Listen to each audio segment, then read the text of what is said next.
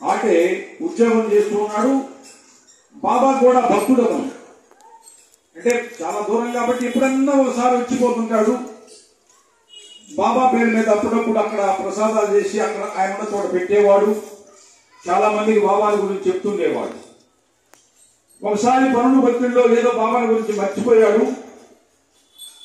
అయితే ఒకసారి బాబా అంటున్నాడు, నన్ను మర్చిపోయావా అని చెప్పి అంటుంటే అప్పుడు అతను ఏమిటి నన్ను బాబా మర్చిపోయాడు అంటున్నాడు, పిల్లవాడు తల్లిని మర్చిపోయి ఉండగలడా, ఇది సాధ్యమేనా, కాబట్టి మనల్ని ఆ విధంగా ఉంటున్నాడు సాయిబాబా అని చెప్పని అతను వెంటనే సంచి తీసుకొని బజారుకి పోయి కొన్ని పూజా సామాను, కొన్ని ప్రసాదాలు, తర్వాత బాబాకి దక్షిణ, ఇంకా చిక్కుడుగాయలు కూడా తీసుకున్నట్టు ఆయన తీసుకున్నాడు.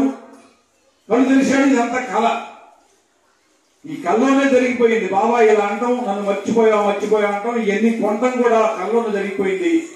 అతను కళ్ళు తెరిచి చూస్తే కళ ఆశ్చర్యపోయాడు. ఇదేమిటి బాబా నన్ను మర్చిపోయా ఇలా కళ్ళలో అంటున్నాడు, నాకు చాలా ఆశ్చర్యంగా ఉంది, నేనెప్పుడు మర్చిపోయాను బాబాని, అసలు మర్చిపోయే ప్రసక్తే లేదు బాబాని అని చెప్పని అతను ఏం చేశాడు, ఇప్పుడు వెంటనే షిరిడి పోవాలంటే మరి ఆయన పనులు మానుకోవాలి. అందుకని చెప్పని ఆయన ఏం చేశాడు, తన ఫ్రెండ్ షిరిడిలో అతను ఉన్నాడు, అంటే షిరిడి దగ్గరలో ఊళ్ళో అతని ఫ్రెండ్ ఉంటే అతనికి లెటర్ రాశాడు, నేను నీకు మనీ ఆర్డర్ చేస్తున్నాను డబ్బులు, ఆ డబ్బులు పెట్టి కొన్ని పూజా సామాగ్రి, బాబాకు దక్షిణ, చిక్కుడుగాయలు కొని బాబా దగ్గర తీసుకెళ్లి ఆయన సమర్పించు, నేను ఇస్తున్నట్టుగా చెప్పబోయా అని చెప్పని లెటర్ రాశాడు. వెంటనే మనీ ఆర్డర్ కూడా చేశాడు. అతనికి అందింది, అవి తీసుకెళ్లాడు. అయితే ముందు కొన్ని వస్తువులు కొన్నాడు, కానీ చిక్కుడుగాయల ముందు తొందరలో దొరకలేదు. దొరకకపోతే కొంచెం అటు ఇటు తిరిగితే అవి కూడా చిక్కుడుగాయలు కూడా దొరికినాయి. అన్ని తీసుకెళ్లి బాబా అతనికి అప్పచెప్పాడు. అప్పచెప్తే ఇట్లా పంపించాడండి పలానా అతనని చెప్పానంటే బాబా ఎంతో సంతోషంగా తీసుకొని సరే మంచిదే అని చెప్పని అన్నాడు. మరుసటి రోజు అక్కడ సాయి సన్నిధిలో ఉండే వంటలు చేసేవాళ్ళు ప్రత్యేకంగా ఉన్నారు. ఈ రోజు కొంతమంది జనాలు భక్తులు వస్తుంటారు కాబట్టి వాళ్ళకి వంటలు చేపిస్తుంటాడు బాబా కూడా ప్రత్యేకంగా.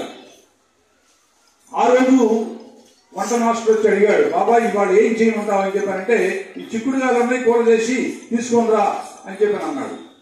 అతను పోయి చిక్కుడుగాయల కూర చేసుకొని చక్కగా తీసుకొచ్చి మధ్యాహ్నం హారతి అయిపోయిన తర్వాత బాబాకి ఇస్తే బాబా అందరికీ చిక్కుడుగాయల కూర వేసి పెట్టాడు. అటు భక్తులకు కూడా చక్కగా అందరూ కూడా సంతోషంగా తిన్నారు.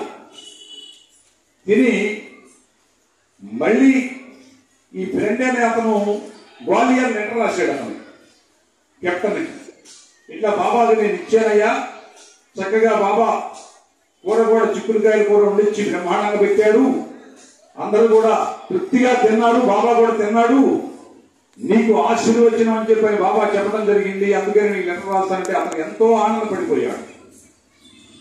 కాబట్టి బాబా ఏంటంటే తన భక్తుల్ని కొంతమందిని పిలిపించుకుంటూ ఉంటాడు, కొంతమంది ఇందాక మనం చెప్పుకున్నట్టుగా కల్లో కనిపించి కొందరికి రమ్మని చెప్తుంటాడు, కొంతమంది రాలేకపోయినా ఆయన దీవెనలు పంపిస్తుంటాడు. అనేక రకాలుగా సాయినాథుడు ఎన్నెన్నో చేస్తూ ఉంటాడు అన్నమాట. ఇవి అద్భుతాలు మనం మర్చిపోలేనటువంటి. ఆయనకు ఒక మనిషి నచ్చాడంటే ఆయన్ని తప్పకుండా షిరిడి పిలిపించుకోవడమో లేకపోతే ఇంకో రకంగా బాబా అక్కడికి వెళ్ళి కానుకల ఏదన్నా వాళ్ళకి దీవెనలు అందజేయటమో చేస్తూ ఉంటాడు.